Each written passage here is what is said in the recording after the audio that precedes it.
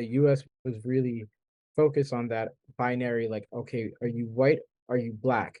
And then Creole people were like, well, my dad's white, but then my mom's maybe black and Indian, and then my great grandfather is maybe this. And so what do I do? For a lot of people, based on like, the one drop rule and everything, they were like, all right, I can't deal with that. Just go to the colored side. I'm Marc Lewîs. I'm originally from New York, but I live in Philadelphia now. Currently a graduate student. I kind of have a lot of hats, so I'm in genealogy. I'm studying medicine.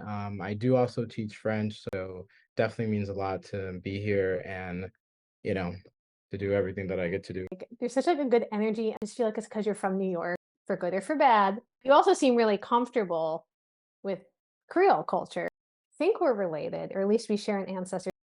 We should be seventh cousins once removed. So it is definitely pretty far back, right? So you're my mom's seventh cousin because you guys are both sixth great granddaughters of Marie-Jeanne Romero. She's a pretty prominent figure. A lot of people, I think, like talking about her. It was interesting because I feel like I can't really say I grew up Creole exactly because, I've been to New Orleans, but I never went there regularly because most of my immediate family just like moved out. And I think you've probably heard of like, a lot of Creole people like eventually, with the Great Migration and everything, they moved north, they moved westward. And so that's kind of what happened in my family where my grandmother just like she kind of moved out.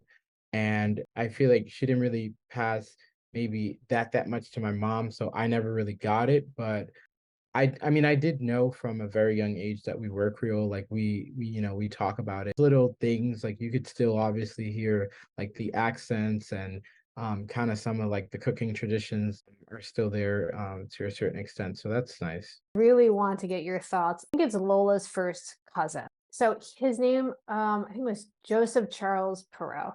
And I found his draft card from World War II, and I've seen his census records. I've seen all his stuff. He's listed as everything, that you could be listed as. But with this one in particular, it's interesting to me because I could see that Negro designation had been checked, then crossed out. Then I see white. And then on the actual record for that, he's listed as French American. I'm like, that's a lot of stuff that's happening on that card where Uh, race is changing. I think the draft cards are amazing, especially to get that sort of insight on people that we may not know too much about. And a lot of people, even if they did not fight in the war, they still had to fill out those draft cards. To my knowledge, it was just kind of someone filling it out based on what they saw, what they knew. It does get a little weird sometimes where, I've seen it for some of my family members, very interesting things because they get very descriptive, which I like. One of my distant cousins, he was listed as Negro, but then he was also listed as his skin was light, brown hair, and blue eyes. And I'm like, oh, like that. Those aren't like, features really that we see often. Guess in my family were very like mixed race in terms of their ancestry. They are overwhelmingly listed as under the, Negro designation. It's almost like you can straddle this line between like I guess maybe if it's summer and maybe you're really dark, like now you're Negro, right? But like if it was another time of year, a different time, then they're mulatto or they're French. And like these to me seem like huge jumps. Probably wrongly went into this journey trying to figure out like, well, what box should I be checking off or whatever that is. And so when I see nobody knows what to do with these designations, especially in Louisiana, it's like they almost don't mean anything. I don't know. What's it mean to change your race? Like you can't, right? I this is why like sometimes like I really found like looking into the instructions that maybe like census takers were given, right? A couple of years ago when I first was looking through some of the census records, I noticed I was like, wow, why is everyone listed as black in 1900? Mm. That's so weird. And I mean, I have like I saw pictures of people like from people's trees who were listed as black, and I'm like, not even mulatto, like that's insane because that person is like clearly overwhelming, like European. Right. And then I read the instructions, and they're like, look, no more mulatto. We're not doing that anymore. Okay.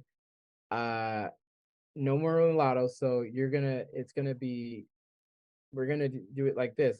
We're gonna do black, white, maybe Indian, maybe Mexican, and that was all they did in 1900. So all of those Creole people who were for decades and decades, like, strongly holding on to that mulatto category, they were now all of a sudden black for the first time ever. Hmm. That's, like, really profound to me, and how much that influences how much these, like, paper documents can influence these things, but Naomi Drake, who is in New Orleans, the lady who she would, during the Jim Crow era, she would kinda, like, try to out people for having, anybody of color in their tree, and she would change their birth certificate, so, if it was white, she wants to change it to colored, and just how much, like, that paper designation mattered. The person looks the same, either way, and I think that's what is really like interesting to me, like how do we interpret the changes like as ancestors? It almost reminds me of what would go on in Latin America. I mean, I forget her name, but she specializes in Mexican genealogy, and she was saying what would go on there is that you could like pay, and if you paid a fee, you could go from like mestizo to blanco, like you could go from being designated as mixed to white. And I'm like, that's weird because that's not really how genetics work. But Yes. Piece of paper, but it's like I see you there, buddy. I can see who you are. So there's an article that I sent you. It was the same story really as the draft card. There's this guy, and if you look at the picture of him, to me he looked super European. The family story goes that wherever he grew up in Louisiana, his designation was as Negro, and he was in that group as a soldier. But it's very binary. Like you can be in this group or this group, and then he does a good job, and they offer him the option to change it from Negro to white, and he says no. I'm like, I have 100 questions right now. So like, yeah, that's crazy. You know, for some people, they probably were maybe predominantly European, but because they were a little bit of something else, now all of a sudden they can't get that designation, even though it might be, some would argue that it's more appropriate to be designated as, as white, you know. It really is variable. And I think what's interesting is I was reading a book talking about how race was assigned in Louisiana, and it was so enlightening because I would always wonder, how do these people know? You know what I mean? mm, Do people know that these people are of like these mixed backgrounds and everything? And then I found out that what they would do is the government had a list of surnames that were on kind of like a red flag list, which I think is insane, but they had like a red flag list, like, oh, these people, they're known to have people of color or like, you know, African ancestry. So when you go and do the census or do birth certificates, be very careful. so that literally that must be what was happening with that woman Naomi Drake. But she had a list of family names, and I was like, well, that's weird. But I mean, if it's like a sanctioned list, that's crazy. Yeah. And I think it's very odd also for people who are maybe not of mixed race, but they just have that name. Because then how does that work? Um, and but I guess I don't know. I think that's also why some people might have changed like the spelling of their names to like kind of distinguish themselves from like, you know, the other people who were more, I guess, less European or something like that. Clearly, our family did that because it used to be Perot, Perot, and my aunts were telling me Lola would always make them spell Perot for her. Like she wanted to make sure it was spelled right, and she wanted it spelled the French way, which is the Perrault. And that's how she wanted it spelled. That was not how it was on the census record. No, that's never been anywhere. And her siblings did it too. They, as adults, it just changed to so now I have cousins, like real cousins. I went and saw them in Louisiana last summer, they Mhm. spelled Perot that way. And it was interesting just seeing the difference, and I was like, "Well, why is your name why is it spelled different?" And they said they thought a priest told somebody their name was wrong and they should change it. The lengths I think people go to be who they want to be, or I don't know, maybe be who they think they are. And I feel like a seed was planted in some way of like, it's not okay to be who you are, even if what you want to be has changed. It's like there's this seed plants that I mean, it's complicated, and I don't know if you're aware, but you could edit, like do suggestions for documents on ancestry, for example.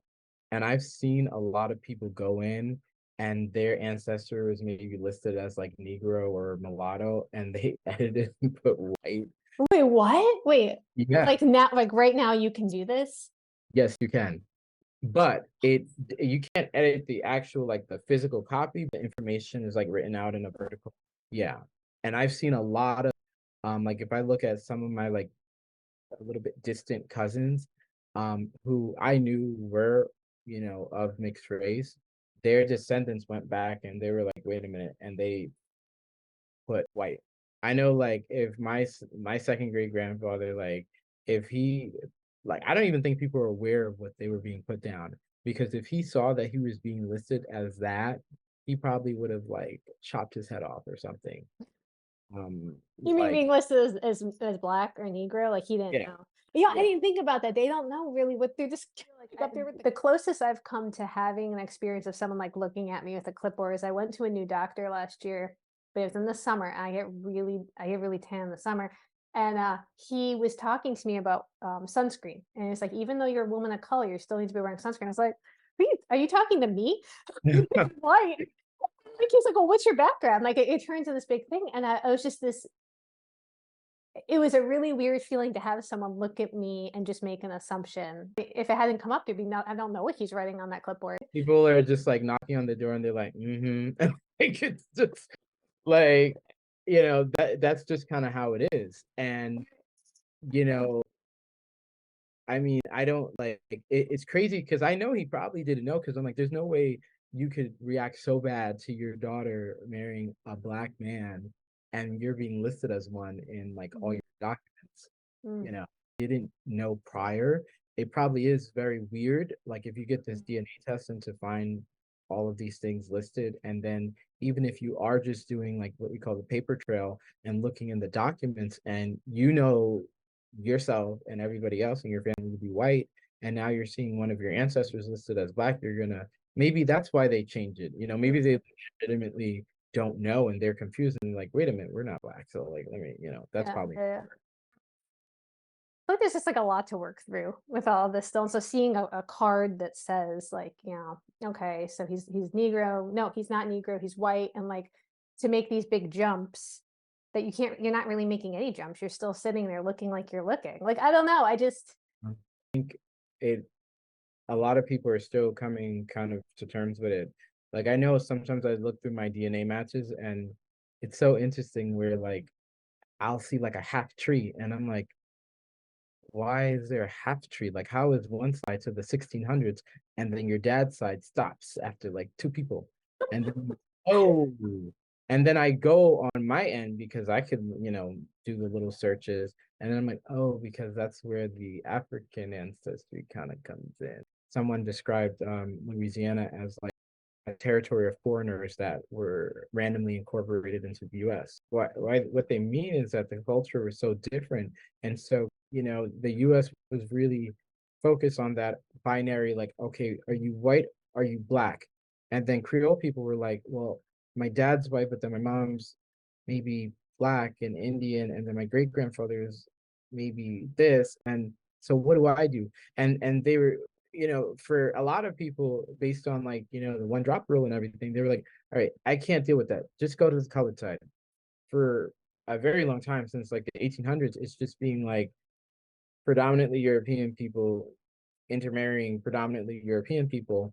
So now you have a situation, for some people in like 2023, where they're a product of that, where they're predominantly European, but they obviously they still have that mixed ancestry, but so they don't really know what to do kind of with themselves. It's like all these things are like I feel like I don't wanna get this in the weeds over stuff because I don't feel like that's who I am, but I feel like you can't do Louisiana genealogy without this coming up, like, this isn't even from a test, this is literally me just saving documents for Lola's cousin, trying to trace that Perot family down another line, and you come face to face with this stuff, and it's like, it's kinda just you can't do the genealogy, I feel like, without this conversation, or even maybe it's just an internal thing. Louisiana has the highest proportion out of any state of self-identifying white people with African ancestry.